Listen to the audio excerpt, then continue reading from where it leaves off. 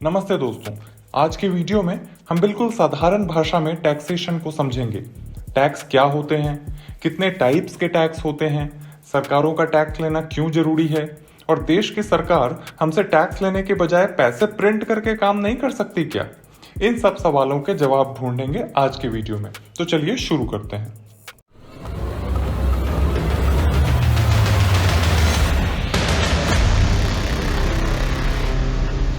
Tax होते क्या हैं? टैक्स एक पेमेंट है जो देश की सरकार लोगों से या कंपनियों से वसूलती है। ये दो प्रकार के होते हैं, पहला डायरेक्ट टैक्स और दूसरा इनडायरेक्ट टैक्स।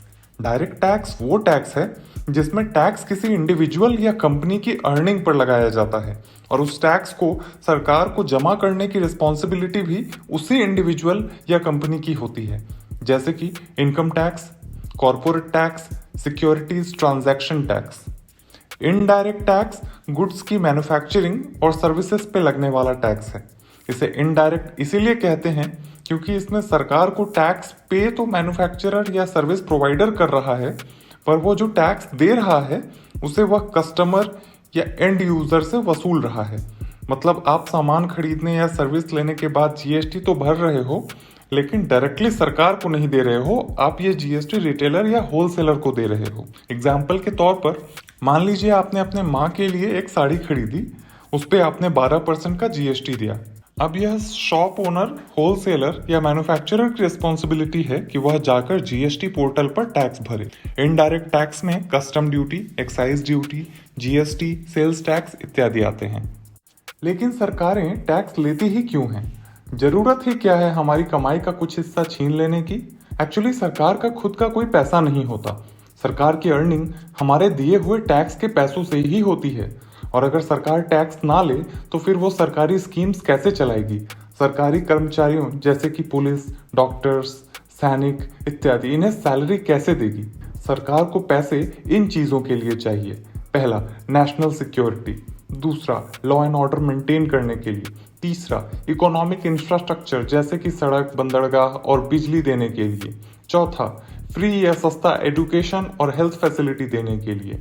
और पांचवा, सोशल सिक्योरिटी मेजर्स जैसे कि इंश्योरेंस, पेंशन और बेरोजगारी भत्ता, इन सब के लिए। इनके अलावा भी और से बहुत से कारण हैं जिनके लिए सरकार को पैसों की आवश्यकता पड़ती है।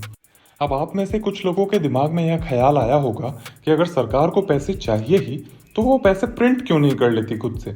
नासिक और देवास में तो है ही प्रिंटिंग प्रेस। अगर रोड बनवाना है तो कॉन्ट्रैक्टर को खुद से पैसे प्रिंट करके पैसे दे दो।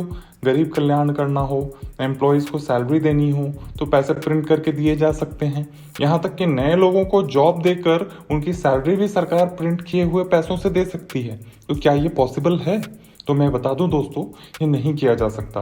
इसलिए नहीं किया जा सकता कि इससे हाइपर इन्फ्लेशन आ जाएगा।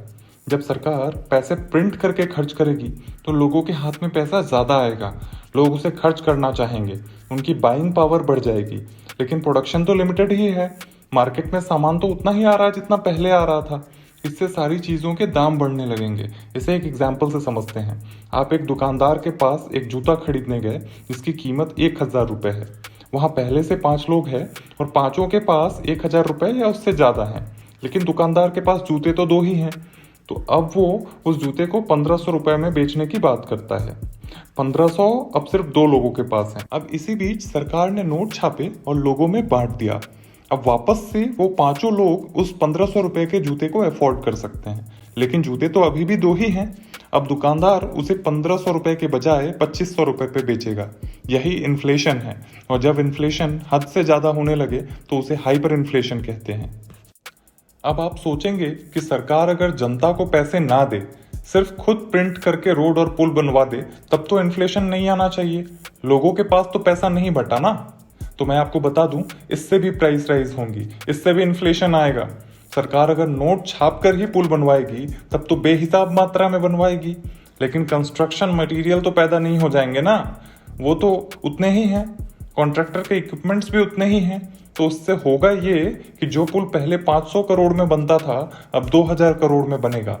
कॉन्ट्रैक्टर को भी काम से जो मुनाफा हो रहा था उससे वो नए इक्विपमेंट्स खरीदेगा, इक्विपमेंट्स की डिमांड बढ़ेगी तो इक्विपमेंट्स भी महंगे हो जाएंगे।